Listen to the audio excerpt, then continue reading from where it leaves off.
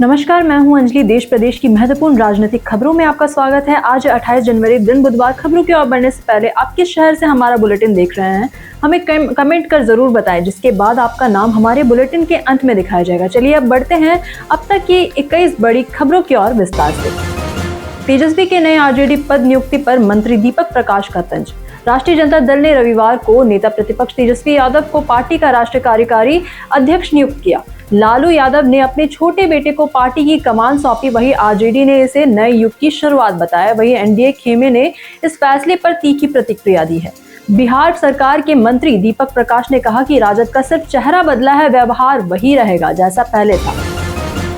ECI के खिलाफ धरना देने दिल्ली जाएंगी ममता बनर्जी। पश्चिम बंगाल की मुख्यमंत्री ममता बनर्जी 28 जनवरी को दिल्ली जाएंगी, जिसके बाद से इससे पहले भी वह हुगली जिले के सिंगूर में एक रैली में शामिल होंगी। वहीं ममता बनर्जी का ये दिल्ली दौरा चुनाव आयोग के खिलाफ विरोध को तेज करने के लिए। उनके साथ टीएमसी सांसद अभिषेक बनर्जी भी दिल्ली पहुंचेंगे। उन दोनों ही नेता 3 फरवरी तक दिल्ली में रहेंगे। वही टीएमसी सांसदों के अनुसार यहां पर साथ मिलकर ममता बनर्जी निर्वाचन सदन के बाहर धरना दे सकती हैं। अखिलेश यादव ने योगी सरकार पर उठाए गंभीर सवाल। अखिलेश यादव ने पार्टी मुख्यालय पर मीडिया से बात करते हुए सरकार पर गंभीर आरोप लगाए। उन्होंने कहा कि महंगाई, बेरोजगारी और प्रदूषण बढ़ रहे हैं, नदियों का पानी जहरीला हो रहा है और अस्पतालों में इलाज नहीं मिल रहा है। उन्होंने कहा कि पीडीए पर अन्याय हो रहा है और इसी के साथ साथ बुनियादी सुविधाएं जनता तक नहीं पहुंच रही हैं। बिना नाम लिए मुख्यमंत्री योगी आदित्यनाथ के तंज का भी उन्होंने जवाब दिया। इसी के साथ साथ अखिलेश ने जनता की समस्याओं को गंभीरता से हल करने और सरकार से पारदर्शिता बनाए रखने की मांग की है। तेजस्वी यादव ने एनडीए पर संविधान कमजोर करने का लगाया आरोप। बिहार विधानसभा में नेता प्रतिपक्ष तेजस्वी यादव ने एनडीए सरकार पर हमला बोला है। उन्होंने कहा कि सरकार संविधान और लोकतंत्र को कमजोर करने वाले कदम उठा रही है। वही तेजस्वी ने आरोप लगाया कि ऐसी ताकतें जिनका देश की आजादी में योगदान नहीं रहा है, वही आज संविधान की मूल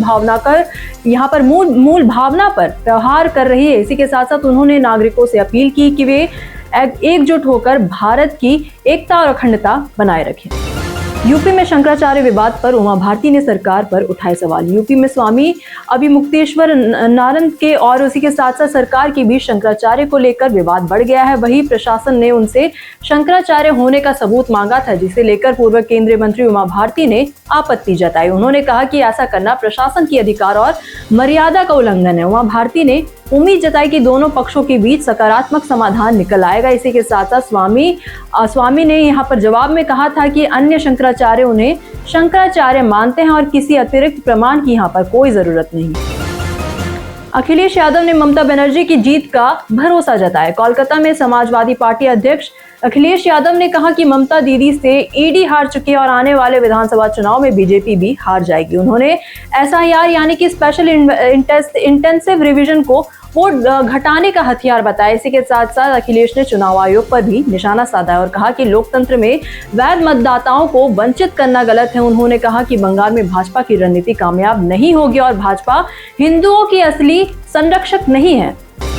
शकील अहमद ने कांग्रेस पर हमले का लगाया आरोप। पूर्व केंद्रीय मंत्री शकील अहमद ने दावा किया कि कांग्रेस उनके पटना और मधुबनी घर पर हमला करवा सकती है। उन्होंने सोशल मीडिया पर लिखा कि कांग्रेस नेतृत्व ने बिहार कांग्रेस और युवा कांग्रेस को पुतला दहन के बहाने आक्रमण करने का आदेश दिया। इससे पहले शकील अहमद ने कांग्रेस सांसद राहुल गांधी को डरपोक नेता बताया था। इसी के साथ साथ उनके संविधान बचाओ आंदोलन और पार्टी की रणनीति पर भी सवाल उठाए थे। स्टालिन का महिलाओं की सुरक्षा को लेकर पीएम मोदी पर हमला। तमिलनाडु विधानसभा चुनाव से पहले मुख्यमंत्री और डीएमके अध्यक्ष एमके स्टालिन ने पीएम मोदी पर कड़ा हमला किया है। स्टालिन ने कहा कि तमिलनाडु महिलाओं के लिए सबसे सुरक्षित राज्य है और पीएम के बयान राजनीतिक हैं। उन्होंने मणिपुर हिंसा में केंद्र की नाकामी और भाजपा शासित राज्यों में नशे की समस्या बढ़ने पर भी सवाल उठाए। स्टालिन ने आपको बताया कि बीजेपी के उसके साथ साथ गठबंधन को फेल करार दिया है। इसी के साथ साथ महिलाओं के लिए भी डीएमके की योजना जैसे मुफ्त बस यात्रा, सेल्फ हेल्प ग्रुप्स और इसी के साथ साथ 50% आरक्षण को याद दिलाया। नित्यानंद राय ने यूजीसी नियम पर सवालों के बीच लगाए धार्मिक नारे।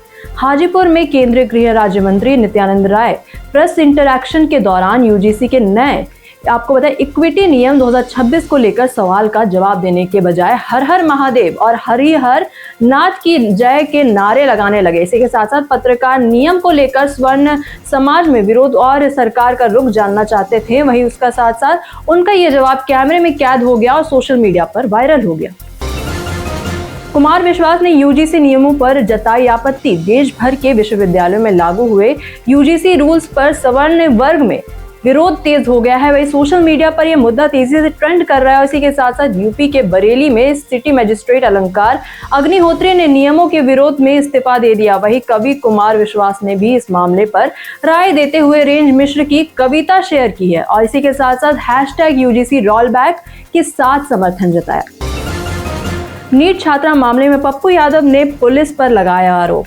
जहानाबाद में नीट छात्रा की संदिग्ध मौत की जांच जारी है। वही एसआईटी ने छात्रा के पिता, भाई और 2 मामा के ब्लड सैंपल लिए और डीएनए टेस्ट कराया जा रहा है। इसी के साथ साथ रिपोर्ट में छात्रा के कपड़ों पर स्पर्म के अवशेष और इसी के साथ साथ पोस्टमार्टम में प्राइवेट पार्ट पर जख्म के निशान पाए गए, जिससे रेप की पुष्टि होती है। इसी के साथ साथ सांसद पप्पू यादव ने पुलिस पर नाराजगी जताई और कहा कि परिवार को बदनाम किया जा रहा है। यूपी में बीजेपी के 11 पदाधिकारियों ने दिया इस्तीफा। उत्तर प्रदेश में बीजेपी के 11 पदाधिकारियों ने नए यूजीसी नियमों का विरोध करते हुए अपने पदों से इस्तीफा दे दिया है। अंकित तिवारी ने कहा कि पार्टी अपने मूल सिद्धांतों से भटक रही है। इसी के साथ साथ नए नियम यहां पर कॉलेजों में भेदभाव रोकने के लिए हैं, लेकिन सामान्य वर्ग और ओबीसी इसे अन्याय मान रहे हैं। इस विवाद से बीजेपी और केंद्र सरकार पर दबाव बढ़ गया है।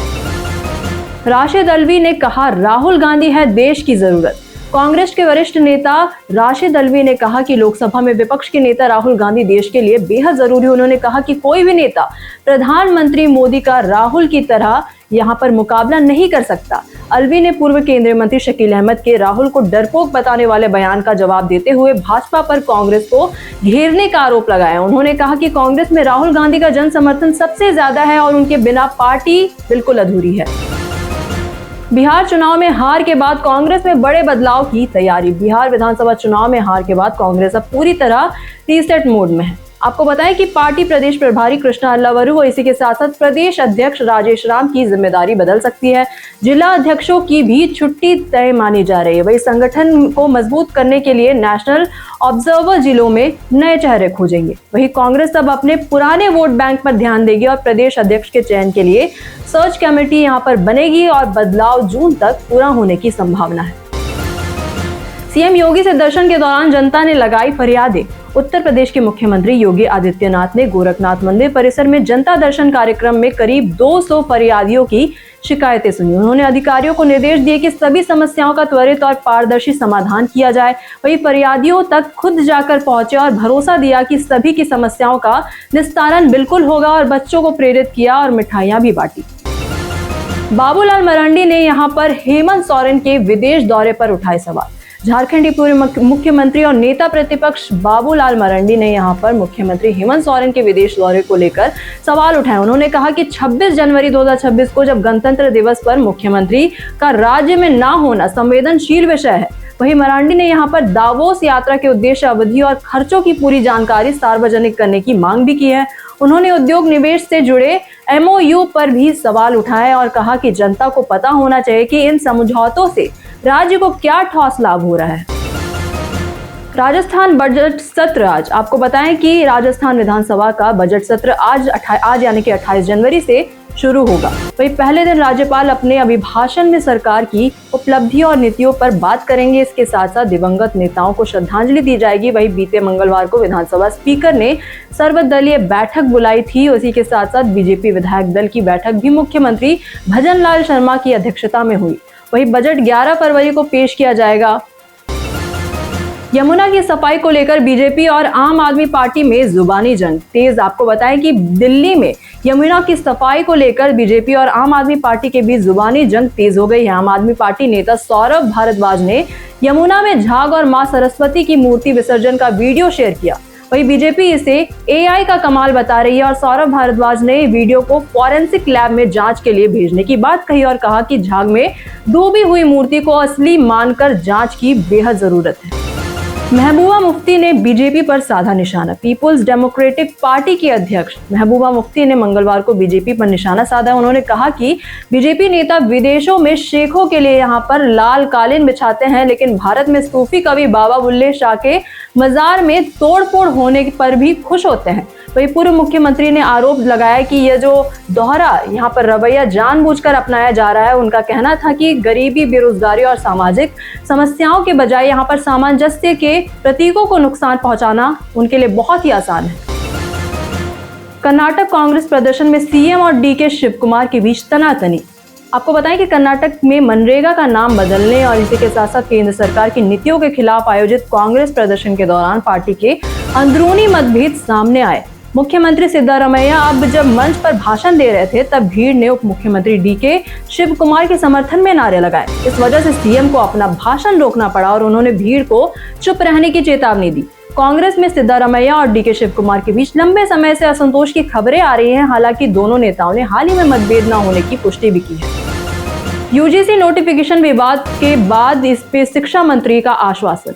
यूजीसी के नए नोटिफिकेशन को लेकर देश भर में विवाद जारी है। कई जगह अभ्यर्थी सड़कों पर उतरकर प्रदर्शन कर रहे हैं। इसी बीच केंद्र सरकार ने पहली बार इस मामले पर प्रतिक्रिया दी है। केंद्रीय शिक्षा मंत्री धर्मेंद्र प्रधान ने अभ्यर्थियों को भरोसा दिलाया है कि किसी के साथ भेदभाव नहीं होगा। उन्होंने कहा कि ना तो यूजीसी और ना ही कोई सरकार कानून का गलत इस्तेमाल करेगी। वहीं शिक्षा मंत्री ने साफ किया है कि हर फैसला संविधान के दायरे में लिया जाएगा और सभी के अधिकारों की पूरी सुरक्षा की जाएगी।